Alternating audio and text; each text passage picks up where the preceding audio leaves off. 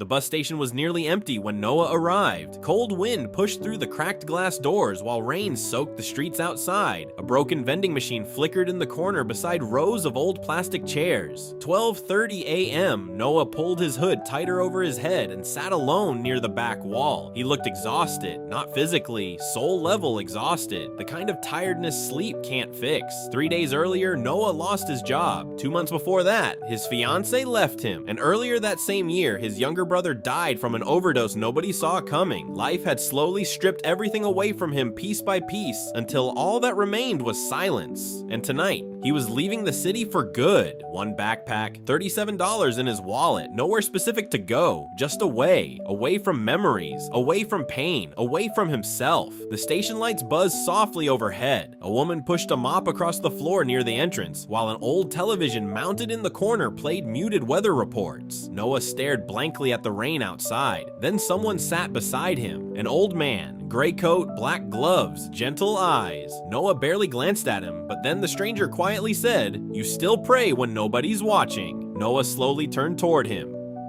"What?" The old man kept staring ahead calmly. "You stopped believing God listens, but you still pray anyway."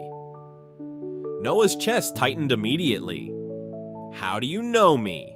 The man smiled faintly. "People reveal their pain more than they realize." Noah looked away uneasily. He didn't want conversation, didn't want advice, didn't want fake comfort from strangers. But something about the old man felt different, peaceful, like he wasn't trying to impress anyone. "You waiting for a bus too?" Noah asked quietly. "No." The old man folded his hands calmly. "I'm here for you."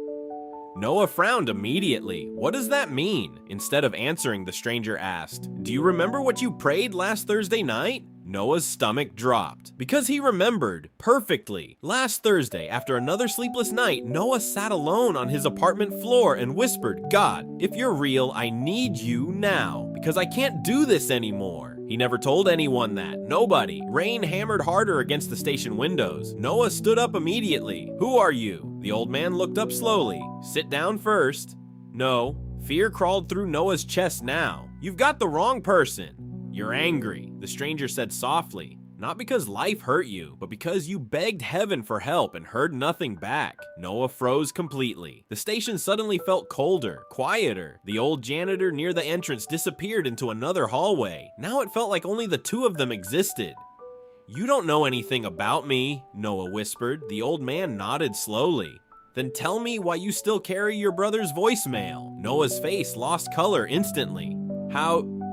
You listen to it every night because guilt keeps you connected to him." Noah backed away slowly. His breathing became uneven now. His brother Caleb overdosed 8 months ago after years of addiction. The last voicemail Caleb ever left said, "Hey man, call me back when you can." Noah ignored it. He was busy at work. 2 hours later, Caleb was dead. And ever since then, Noah replayed that voicemail almost every night, torturing himself with regret.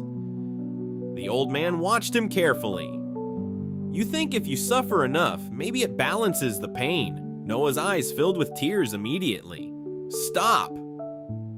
"But guilt never brings dead people back." "Stop!" People across the station glanced toward them briefly. Noah covered his face, breathing hard. "Who are you?" The old man answered quietly, "Someone sent to remind you that your story isn't over." Thunder shook the station windows. Then suddenly, the lights went out.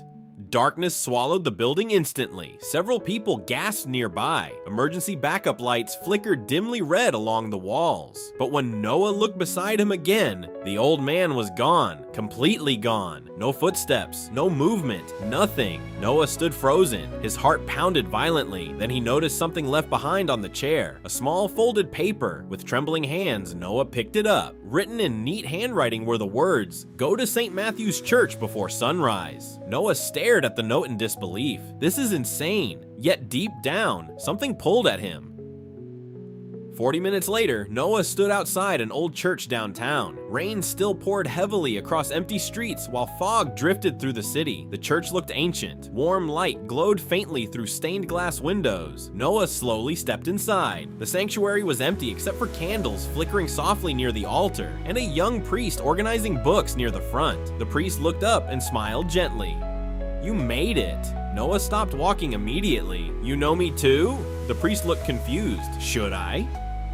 Noah hesitated, then slowly approached him. There was an old man at the bus station. The priest's expression changed slightly. "What old man?" "He told me to come here." Silence filled the church briefly. Then the priest quietly asked, "Did he wear a gray coat?" Noah's heartbeat slowed.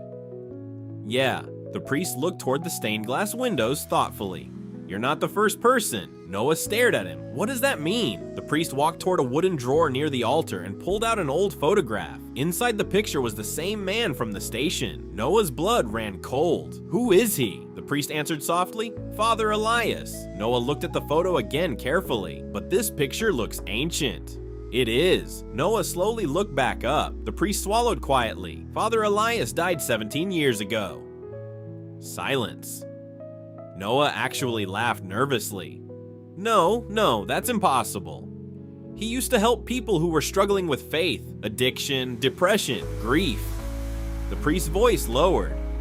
"And after his death, strange stories started happening." Cold fear spread through Noah's entire body now. "That's not funny." "I'm not joking." The church suddenly felt unreal, like the air itself had become heavier. The priest handed Noah another object, a small cassette recorder. "We found this outside the church this morning with your name attached." Noah stared at it in disbelief. "My name?" "Listen to it." Hands shaking, Noah pressed play.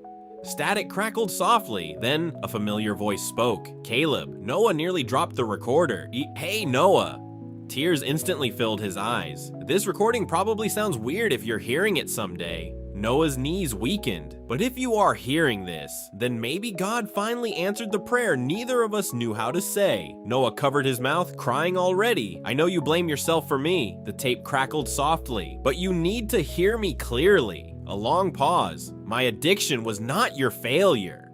Noah broke completely. Tears streamed uncontrollably down his face. "You loved me more than anybody did." His brother's voice sounded weak but peaceful. "And if you keep destroying yourself after I'm gone, then addiction steals 2 lives instead of 1. Noah collapsed into the church pew sobbing. Years of guilt exploded out of him all at once. "I'm sorry," he whispered repeatedly. The recording continued.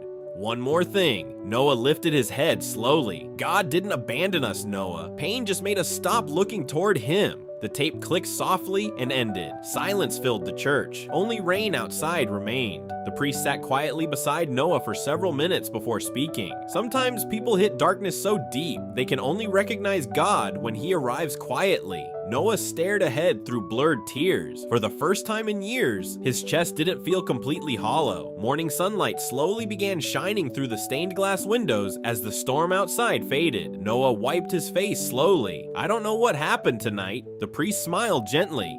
"You don't need to understand every miracle for it to change you." Months later, Noah still thought about that night constantly, but his life slowly transformed afterward. He stopped running, started healing, started praying again, not perfect prayers, just honest ones. He found work at a community shelter helping recovering addicts, and every Friday night, he visited the same bus station, sometimes sitting quietly for hours, watching strangers come and go, hoping maybe someone else lost and broken might meet a mysterious man in a gray coat someday too. One winter evening, as snow drifted softly outside the station windows, Noah noticed something carved into the wooden bench where the old man once sat. Words he had never seen before. "Your pain was never proof that heaven stopped listening."